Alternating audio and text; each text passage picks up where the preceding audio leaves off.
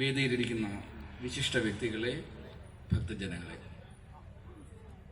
ഞാൻ ഈ ചാവക്കാടിൻ്റെ മരുമകനായിട്ട് ഏതാണ്ട് 30 വർഷം കഴിഞ്ഞിരിക്കുകയാണ്.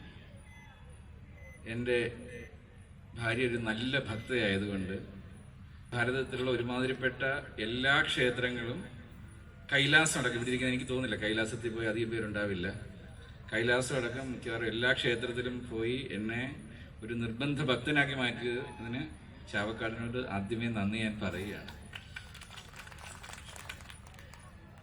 അതിനേക്കാളേറെ ചാവക്കാടിന് ഒരുപാട് എൻ്റെ ജീവിതത്തിൽ ഒരുപാട് ഇമ്പോർട്ടൻസ് ഉണ്ട്. കാര്യം ഇപ്പോൾ ഇവിടെ എന്നെ പരിചയപ്പെടുത്തിയത് സിനിമാക്കാരനായിട്ടാണ്. പക്ഷേ ഞാൻ ഈ ഏരീസ് ഗ്രൂപ്പാണ് ആദ്യം തുടങ്ങുന്നത്, ഏരീസ് മെറൈനാണ്. അപ്പോൾ ഞാനൊരു കപ്പൽ ഡിസൈനറാണ്, നേവൽ ആർക്കിടെക്ട്.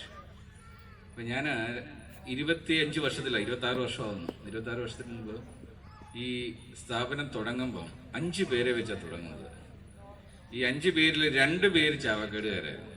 കാര്യം നമ്മളൊരു വീട് വെക്കുമ്പോൾ ആദ്യത്തെ കല്ലിടുമ്പോൾ ആ കല്ലുകൾക്ക് ഒരുപാട് ഇമ്പോർട്ടൻസ് ഉണ്ട്. പിന്നീട് അത് വളർന്നു വലുതായി ഇന്ന് ആ സ്ഥാപനം ഏതാണ്ട് 10-29 രാജ്യങ്ങളിലുണ്ട്. ലോകത്തിൽ ഏതാണ്ട് 5 മേഖലകളിൽ ഞങ്ങൾ വേൾഡ് നമ്പർ 1 ആണ്. അത് മലയാളികളാണ് കൂടുതലുള്ളത്.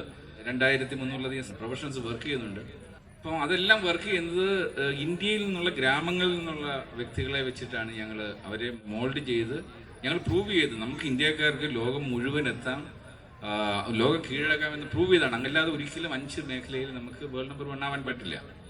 അപ്പം അതിൽ ഒരു കാര്യത്തിൽ ഞങ്ങൾ നമ്പർ 1 ആയത് മാരിടൈം മേഖലയിൽ ഏറ്റവും കൂടുതൽ ഈവൻറ്റ്സ് നടത്തുന്നത്. ഏതാണ്ട് 60ഓളം ഈവൻറ്റ്സ്, അത് എൻറ്റർടൈൻമെൻറ്റ് ഈവൻറ്റ്സ് ആണ്.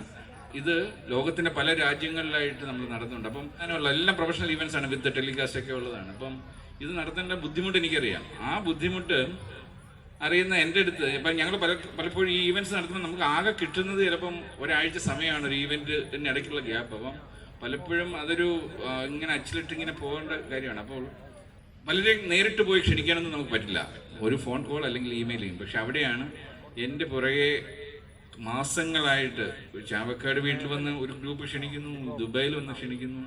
കാര്യം ഒരു സ്റ്റാർ നൈറ്റ് നടത്തുന്നതിനേക്കാളും ബുദ്ധിമുട്ടാണ് ഒരു ക്ഷേത്രത്തിന്റെ പരിപാടി നടത്തുന്നത്. കാര്യം രാവിലെ തൊട്ട് വൈകിട്ട് വരെ പ്രോഗ്രാംസ് ഉണ്ട്. നിങ്ങളുടെ എല്ലാം വികാരങ്ങളും മനസ്സിലാക്കി എന്റർടൈൻമെന്റ് വേണം, ഭക്തി വേണം, എല്ലാം കൊണ്ടുവരണം. അത് നന്നായിട്ട് അവർ കൈകാര്യം ചെയ്യുന്നു. അതുകൊണ്ട് ആദ്യം ഞാൻ ഇതിന്റെ സംഘാടകർക്ക് എൻ്റെ നന്ദി അറിയിക്കണം. അവർ വളരെ ബുദ്ധിമുട്ടിയാണ് ഈ നിങ്ങളെല്ലാം ഇവിടെ എത്തിക്കുന്നതും. ഇത് നടത്തണമെങ്കിൽ ഇത്രമാത്രം സാമ്പത്തിക പ്രശ്നങ്ങളുണ്ട്, ഇത്രമാത്രം സമയം ചിലവഴിക്കണം. ഇതൊന്നും അവർക്ക് പേഴ്സണൽ മെച്ചം ഉണ്ടായിട്ടല്ല, പക്ഷെ അവരുടെ സമയം കണ്ടെത്തി ചെയ്യുന്നതിന് ഹാറ്റ്സ് ഓഫ്. അവരുണ്ടെങ്കിലേ ഇത്തരം ചടങ്ങുകൾ നടക്കത്തുള്ളൂ. പിന്നെ ഇവിടെ വന്ന് സംസാരിക്കാൻ തുടങ്ങിയപ്പോൾ വൈഫ് അന്നേരം തൊട്ട് ചോദിക്കുക എന്താ സംസാരിക്കുമ്പോൾ ഞാൻ പറഞ്ഞു ഒന്നും തീരുമാനിച്ചിട്ടില്ല, ഇവിടെ വരുമ്പോൾ എന്തെങ്കിലും ഒന്ന് കിട്ടും. കൃത്യമായിട്ട് സ്വാമിജി എനിക്ക് സംസാരിക്കാനുള്ള സബ്ജക്ട്സ് തന്നിട്ടുണ്ട്, 2-3 കാര്യം. അതിൽ ഒന്ന് ഹാപ്പിനെസ്സിനെ കുറിച്ചുള്ള സാധനമാണ്. കാര്യം ഞങ്ങൾ കഴിഞ്ഞ മാസം തന്നെ സ്കാൻഡിനേവിയൻ കൺട്രീസിൽ ഞങ്ങൾ പോയിരുന്നു, അവിടെ ഫിൻലാൻഡിൽ പോയിരുന്നു. അപ്പോൾ അവിടുത്തെ ഈ ആൾക്കാർക്ക് ഈ മാനസിക രോഗം ഉണ്ടെന്ന് പറയാനുള്ള വലിയൊരു കാരണം എന്ന് പറയുന്നത് അവിടെ ഈ രാത്രിയും പകലും തമ്മിലുള്ള വ്യത്യാസം. ഞങ്ങൾ പോകുന്ന വിന്ററിലാണ്. ഞങ്ങൾ പോയി തിരിച്ച് ഒരു ആഴ്ച കഴിഞ്ഞപ്പോൾ അവിടുത്തെ ടെമ്പറേച്ചർ -43, ഏറ്റവും റെക്കോർഡ് ടെമ്പറേച്ചറിലേക്ക് കഴിഞ്ഞ 40 വർഷത്തിൽ അവർ റെക്കോർഡ് ടെമ്പറേച്ചറിലേക്ക് പോയ ഒരു സമയമാണ്. അതിന് തൊട്ട് മുമ്പാണ് ഞങ്ങൾ അവിടെ നിന്ന് രക്ഷപ്പെട്ടു പോയെന്ന് പറയാം. അവിടെ സൂര്യൻ ഉദിച്ചത് ഞങ്ങൾ കാണില്ല, വെറും ഒരു 3 മണിക്കൂർ പകല് നമുക്ക് കാണാൻ പറ്റും. ഈ 20 മണിക്കൂറിലേറെ ഇരുട്ടിൽ കഴിയുമ്പോൾ ഉണ്ടാകുന്ന ഒരു മാനസികാവസ്ഥയിൽ ഡിപ്രഷനിലേക്ക് പോവുകയാണ്. അവിടെ ഈ ഹാപ്പി ഹോർമോൺസ് ഒന്നും ഇല്ല. അവിടെ നമ്മൾ ഡിപ്രഷനിലേക്ക് പോയേ പറ്റത്തുള്ളൂ. പ്രകൃതി നമ്മളെ അതിലേക്ക് ഉന്തിത്തള്ളി വിടുകയാണ്.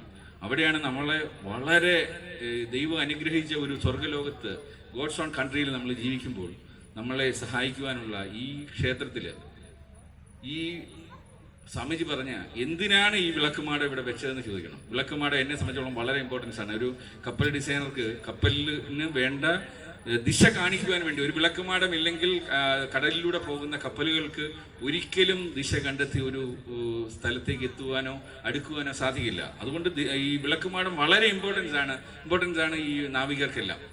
പക്ഷേ ആ വെളിച്ചത്തിൻ്റെ യഥാർത്ഥ അർത്ഥം ഈ ഭക്തരായിട്ടുള്ള ഞാൻ എൻ്റെ ഭാര്യയോട് കൂടിയാണ് പറയുന്നത്. നിങ്ങളെല്ലാവരും ക്ഷേത്രത്തിൽ വരുന്നു.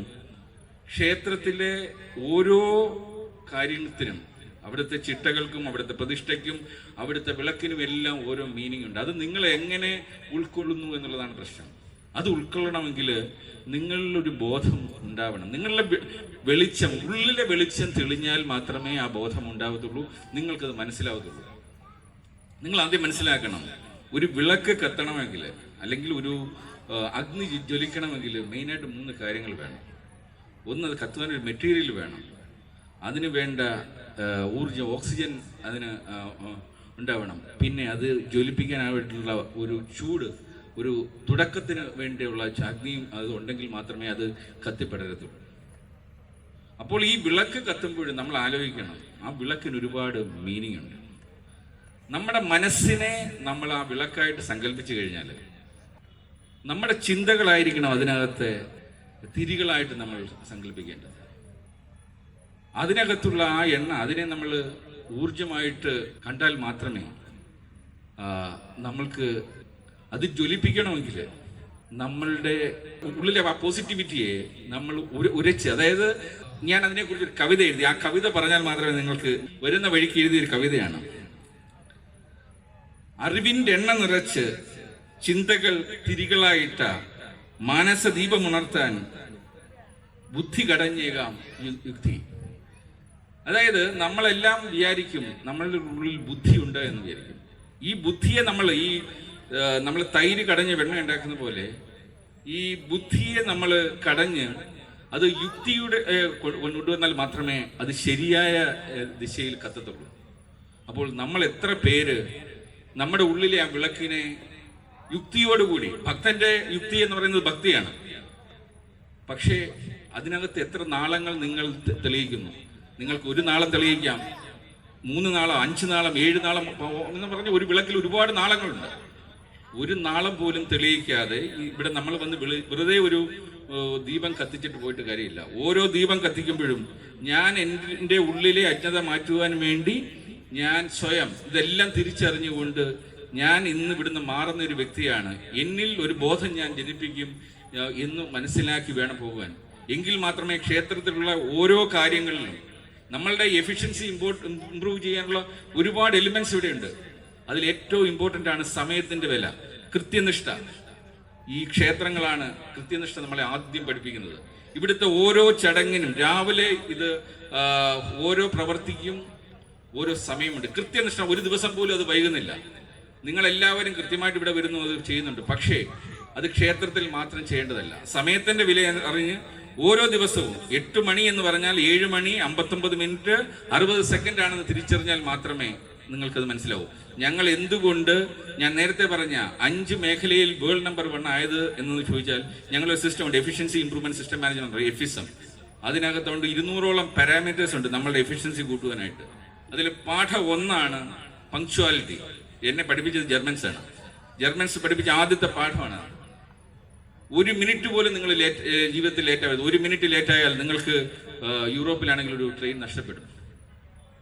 അത് ഇന്ത്യയിൽ പ്രശ്നമല്ല, കാര്യം ഇവിടെ സമയത്തിന് പലപ്പോഴും വിലയില്ലാത്തത് കൊണ്ടാണ് ട്രെയിൻ സമയത്തിന് വരാത്തത്. അതുണ്ടാവരുത്. ക്ഷേത്രത്തിൽ നിങ്ങൾക്ക് കൃത്യമായിട്ട് വരാൻ സാധിക്കുമെങ്കിൽ, ഞാൻ പലപ്പോഴും അത്ഭുതപ്പെട്ടിട്ടുണ്ട്.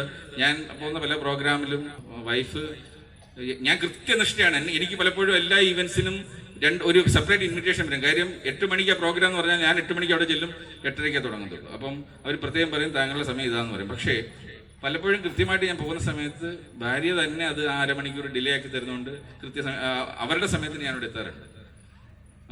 പക്ഷേ ഇതേ വ്യക്തി ക്ഷേത്രത്തിൽ വരുമ്പോൾ കൃത്യമായിട്ടാണ്, രാവിലെ 3:30 രാവിലെ എണീക്കാത്ത വ്യക്തിയാണെങ്കിലും അത് കൃത്യം ക്ഷേത്രത്തിൽ കൃത്യമായിട്ട് വരും. ഇതുപോലെ ആയിരിക്കും നിങ്ങളെല്ലാം വരും. ക്ഷേത്രത്തിൽ വരുമ്പോൾ നിങ്ങൾക്ക് കൃത്യനിഷ്ഠയുണ്ട്, ഭക്തിയുണ്ട്, ബഹുമാനമുണ്ട്, എല്ലാം ഉണ്ട്. നിങ്ങളുടെ പെരുമാറ്റത്തിൽ എല്ലാം വ്യത്യാസമുണ്ട്. പക്ഷേ ക്ഷേത്രത്തിന് പുറത്തിറങ്ങുമ്പോൾ സ്വഭാവം മാറും. ക്ഷേത്രം പഠിപ്പിക്കുന്ന ഒരുപാട് കാര്യങ്ങളുണ്ട്. നേരത്തെ സ്വാമിജി ചോദിച്ചു എന്തിനാണ് ഈ ചുറ്റുവിളക്ക് വെച്ചിരിക്കുന്നതെന്ന്. അത് ദൈവത്തിന് ആ വിളക്കിന്റെ ആവശ്യമില്ല, അതൊരു സിംബോളിക് റെപ്രസെന്റേഷൻ ആണ്. അതിൽ ഓരോ വിളക്കും ഇവിടുത്തെ ഓരോ ഭക്തനും വന്ന് കത്തിക്കുവാൻ വേണ്ടിയാണ് നാളെ ഉപയോഗിക്കേണ്ടത്. അതുകൊണ്ട് നാളെ നിങ്ങൾ ഇവിടെ വന്ന് കത്തിക്കുമ്പോൾ അതിനൊരു പർപ്പസ് ഉണ്ട്. അത് നിങ്ങളുടെ അജ്ഞത മാറ്റിയിട്ട് നിങ്ങളെ ഈ ക്ഷേത്രത്തിൽ നിന്ന് പഠിച്ച കാര്യങ്ങൾ ജീവിതത്തിൽ പ്രാവർത്തികമാക്കിയാൽ മാത്രമേ നിങ്ങൾ മുന്നോട്ട് പോകത്തുള്ളൂ. കാര്യം ലോകം മാറുകയാണ്. കഴിഞ്ഞ കുറെ പതിറ്റാണ്ട് പോലെയല്ല, അടുത്ത വർഷങ്ങളിൽ ലോകം കംപ്ലീറ്റ്ലി മാറി. ഇന്നുള്ള തൊഴിലുകളൊന്നും ആയിരിക്കത്തില്ല മറ്റു തൊഴിലുകൾ. ആർട്ടിഫിഷ്യൽ ഇന്റലിജൻസ് വന്ന് നമ്മളെ കീഴടക്കുകയാണ്. അതിനുവേണ്ടി നമ്മൾ മാറണം, നമ്മുടെ കുട്ടികളെ മാറ്റണം. സ്വാമിജി പറഞ്ഞ അവസാനത്തെ കാര്യം ഏറ്റവും ഇമ്പോർട്ടൻ്റ് ആണ്. റാഗിങ്ങിന്റെ പേരിലോ എന്തോ പേരിലോ ഒരു കുട്ടിയെ കൊല്ലുകയാണ്. നോക്കി നിന്നു. ഞാൻ കഴിഞ്ഞ ആഴ്ച ഞങ്ങളുടെ കരിയർ ഡിസൈൻ പ്രോഗ്രാം ഞങ്ങളുടെ സ്റ്റാഫിന്റെ കുട്ടികളെ ഞാൻ നേരിട്ട് തന്നെ എല്ലാ മാസവും കരിയർ ഡിസൈൻ നടത്താറുണ്ട്. അത് ചെയ്യുന്ന സമയത്ത് കുട്ടികളെല്ലാം ഞാൻ ഇങ്ങനെ സൂം മീറ്റിംഗിൽ വിളിക്കുമ്പോൾ ഞാൻ ചോദിച്ചു, എത്ര പേർക്ക് ഈ സിദ്ധാർത്ഥ് ഇഷ്യൂവിനെ കുറിച്ച് അറിയാം? ഒന്ന് ആലോചിക്കണം. ഈ എഫിഷ്യൻസി ഇംപ്രൂവ്മെന്റിനെ കുറിച്ച് ഇത്രയധികം ഡെവലപ്പ് ചെയ്ത ഒരു കമ്പനിയിലെ കുട്ടികളോടാണ് ഞാൻ ചോദിക്കുന്നത്. ഒരു കുട്ടി പോലും കൈപൊക്കിയില്ല എന്ന് പറഞ്ഞാൽ എന്തൊരു നിരാശയാണ് നൽകിയത്. ഞങ്ങളുടെ സ്ഥാപനത്തിലെ കുട്ടികളുടെ അവസ്ഥയാണെങ്കിൽ ഇവിടുത്തെ കുട്ടികളുടെ അവസ്ഥ നിങ്ങളൊന്ന് ആലോചിച്ച് നോക്കൂ. എല്ലാ മാധ്യമങ്ങളും പത്രങ്ങളും ക്യാരി ചെയ്ത ന്യൂസ് അവരറിയുന്നില്ലെങ്കിൽ അതിന്റെ കാരണക്കാർ സ്കൂളിനേക്കാൾ കൂടുതൽ മാതാപിതാക്കളാണ്. നിങ്ങൾ അവരെ തടഞ്ഞു. നിങ്ങൾക്ക് കാരണങ്ങളുണ്ട്. ഞാൻ പേരൻസിനോട് ചോദിച്ചപ്പോൾ അവർ പറഞ്ഞു അത്രയധികം ഹോംവർക്കുമായിട്ട് വരുന്നത്. എന്ത് ഹോംവർക്ക്? 50,000 മണിക്കൂറുകൾ അക്കാഡമിക്സിൽ ചെലവഴിച്ചിട്ട് തൊഴിൽശാലയിലേക്ക് വരുമ്പോൾ തൊഴിൽശാലയുടെ ഉടമ പഠിപ്പിക്കണമല്ല. നമ്മൾ പഠിപ്പിച്ച അക്കാഡമിക്സിൽ ആവശ്യമില്ലാത്ത A+B² ആപ്ലിക്കേഷൻ എന്തിനാണെന്ന് ഇന്നും അറിയാത്ത ഒരു എഞ്ചിനീയർ ഞാൻ.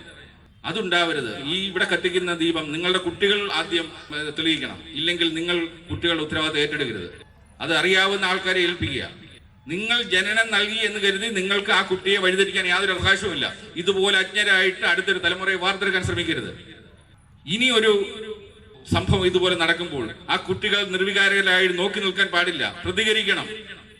എന്താണ് ശരി തെറ്റ് എന്നുള്ളത് അവരുടെ ബുദ്ധി യുക്തിയുമായി ഉരച്ചു നോക്കി അവിടെ അഗ്നി പടർത്തിയാൽ മാത്രമേ അവരിലെ തീ തെളിയത്തുള്ളൂ, അവിടെ ആ വിളക്ക് തെളിയത്തുള്ളൂ. എങ്കിൽ മാത്രമേ നിങ്ങൾ ഈ ഇവിടെ സ്ഥാപിച്ച വിളക്കുമാടത്തിന് അർത്ഥമുണ്ടാകത്തുള്ളൂ. അല്ലെങ്കിൽ സംഘാടകരാണെങ്കിലും ഇത്രയും ചിലവഴിച്ച് നടത്തിയ ഈ വിളക്കുമാടത്തിന് അർത്ഥമുണ്ടാകത്തില്ല.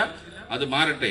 അതിനുവേണ്ടിയുള്ള ഒരു തുടക്കമാവട്ടെ ഇന്ന് ഈ ചടങ്ങ്. അതിലേക്ക് എന്നെ ക്ഷണിച്ച നിങ്ങളെ എല്ലാവരെയും ഞാൻ ഒരിക്കൽ കൂടി നന്ദി അറിയിക്കുന്നു. പ്രത്യേകിച്ച് സംഘാടകരോട് ഈ ചടങ്ങിന്റെ ഔപചാരികമായ ഉദ്ഘാടനം നിർവഹിക്കുന്നു. നന്ദി, നമസ്കാരം.